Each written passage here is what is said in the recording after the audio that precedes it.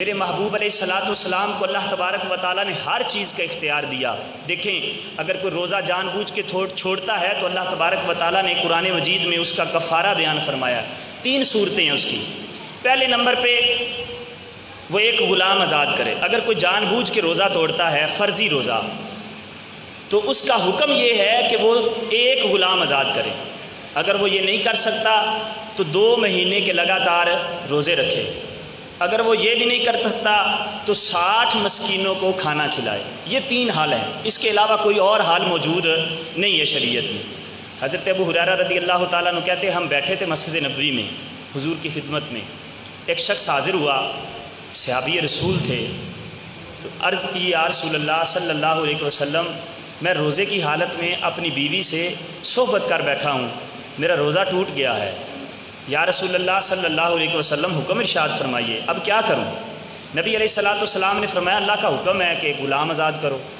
تو وہ عرض کرنے لگے یا رسول اللہ صلی اللہ علیہ وسلم غریب آدمی ہوں، میرے پاس تو صبح کا کھانا ہوتا ہے تو شام کا گھر میں کھانا نہیں ہوتا، غلام کیسے آزاد کروں؟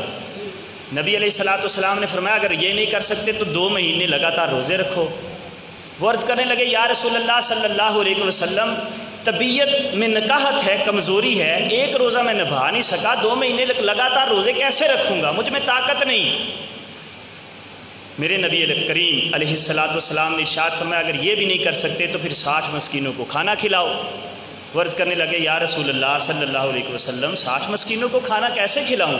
صبح کا کھانا ہوتا ہے ہم کھاتے ہیں تو شام کا کھانا گھر میں نہیں ہوتا، یا رسول اللہ غربت ہے، میں یہ نہیں کر سکتا۔ اب 3 ہی حل تھے، 3 حل کے علاوہ کوئی حل موجود شریعت میں نہیں تھا، لیکن صحابی جانتے تھے میں اس دربار میں حاضر ہوا ہوں جس دربار سے ہر مسئلے کا حل ہمیں مل جاتا ہے۔ میرے محبوب علیہ الصلوۃ والسلام ضرور بتائیں گے۔ عرض کی یا رسول اللہ تینوں میں سے کوئی کام نہیں کر سکتا۔ نبی علیہ الصلوۃ والسلام نے فرمایا اچھا بیٹھ جاؤ، بیٹھ جاؤ۔ وہ بیٹھ گئے۔ حضرت ابو ہریرہ رضی اللہ تعالیٰ عنہ کہتے ہیں تھوڑی دیر گزری، ایک شخص ٹوکری لے کے اپنے سر پہ تو حاضر خدمت ہوا، ٹوکری میں کچھ کھجوریں تھیں، نبی علیہ الصلوۃ والسلام کی بارگاہ میں وہ کھجوریں پیش کی تو کریم آقا علیہ الصلوۃ والسلام نے ارشاد فرمایا وہ جو سوال کرنے والا تھا جس نے روزہ توڑ دیا تھا وہ کہاں ہے، وہ کدھر ہے؟ وہ صحابی کھڑے ہوئے عرض کرنے لگے یا رسول اللہ صلی اللہ علیہ وسلم میں ادھر ہی ہوں، ارشاد فرمائیے۔ نبی علیہ الصلوۃ والسلام نے ارشاد فرمایا اب 3 ہی حل تھے شریعت میں، 3 حل کے علاوہ کوئی حل موجود نہیں تھا، لیکن میرے محبوب علیہ الصلوۃ والسلام کو اللہ تبارک و تعالیٰ نے وہ اختیار عطا فرمایا ہے اے میرے محبوب شریعت کا جو بھی مسئلہ ہے تیری زبان سے جیسے نکلے گا ہم ویسے ہی کر دیں گے۔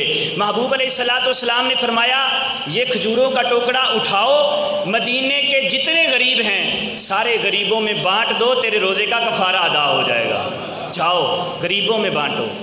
انہوں نے ٹکڑا پکڑا، اب اتنی چھوٹ مل گئی تھی نا تو ایک اور بات کر گئے، عرض کرنے لگے یا رسول اللہ مدینے میں تو مجھ سے زیادہ غریب ہی کوئی نہیں، مجھ سے زیادہ غریب ہی کوئی نہیں، یا رسول اللہ ایک اور کرم کر دیجئے۔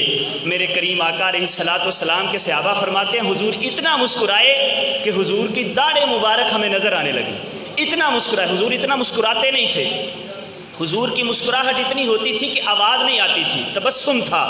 محبوب علیہ الصلوۃ والسلام اتنا مسکرائے کہ حضور کی مبارک داڑھیں نظر آنے لگیں۔ صحابہ فرماتے ہیں میرے محبوب علیہ الصلوۃ والسلام نے فرمایا اچھا مدینے میں کوئی غریب نہیں، چلو ایسا کرو ٹوکرا اٹھاؤ، اپنے گھر جاؤ، اپنی بیوی کو کھلاؤ، اپنے بچوں کو کھلاؤ، خود کھاؤ، اللہ تمہارے روزے کا کفارہ پورا کر دے گا، تمہارے روزے کا کفارہ ادا ہو جائے گا۔